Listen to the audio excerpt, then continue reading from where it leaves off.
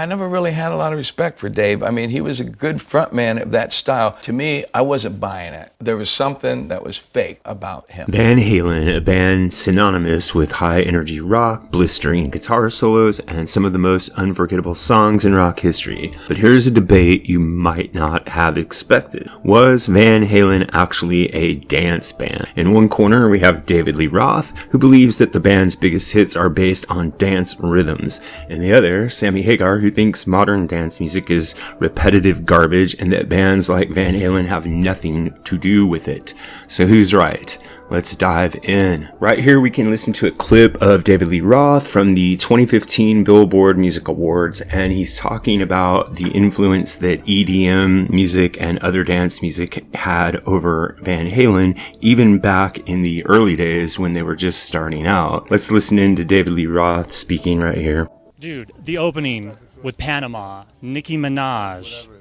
I guess you're a fan of Nicki, maybe? I love them all. I only listen to dance music. You may have heard me speaking in forum here. This is my crowd. Yeah, I'm way beyond it in terms of the length of the career, but listening to dance music constantly. I don't know if you're familiar with Beatportal. I subscribe to it religiously. We're downloading Top 10 Club, Deep House Mix, New Disco, New Dance, Indie Dance, etc., etc.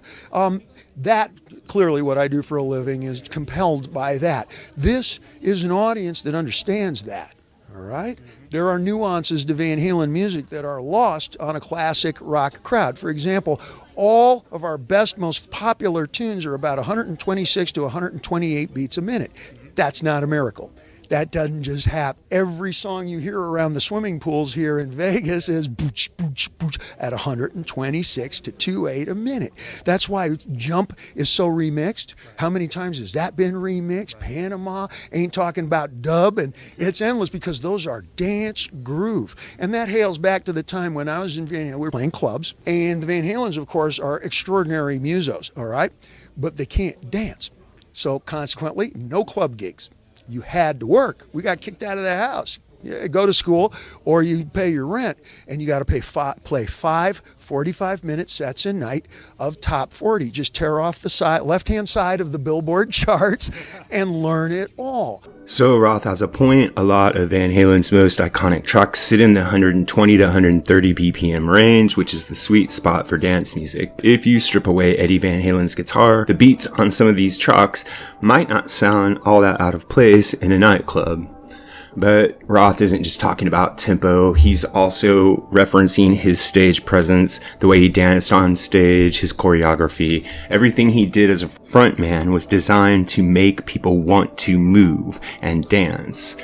Now, contrary to that, we have Sammy Hagar, who thinks that dance music is basically just a pile of garbage. Let's listen in to what he had to say. So this quote from Sammy Hagar comes from an article by Tim Kaufman over at farout.com, and the article is called I Can't Stand That Stuff. The genre Sammy Hagar hated with a passion, and the article goes on to describe how much Sammy Hagar despises dance music, and for him the reason is because dance music basically all sounds the same. So here's his quote. Most dance music is just contrived taking a beat and just stinks, most of it. I can't stand that stuff because it just reminds me of disco. Like, this is prefabricated and just too prefabricated and too contrived. But to where other music when I first started wasn't like that. There were pop bands, but then there were many, Deep Purple and Zeppelin and all these other kind of bands, end quote. So what he's saying is there's much more variety in hard rock than there is in basic dance music and disco, and this seems to be the foundation of his criticism of dance music, along with the idea that it's not sincere and has absolutely no meaning. So Hagar's got a case to make. While some classic Van Halen tracks might have a danceable beat, the spirit is firmly rooted in rock and roll, blues, and hard-hitting riffs. So my question to you is, who do you think is right? David Lee Roth makes a compelling argument. Van Halen's early hits have an undeniable dance flavor to them, and he, as a showman and a frontman, definitely was using kind of a Vegas style approach.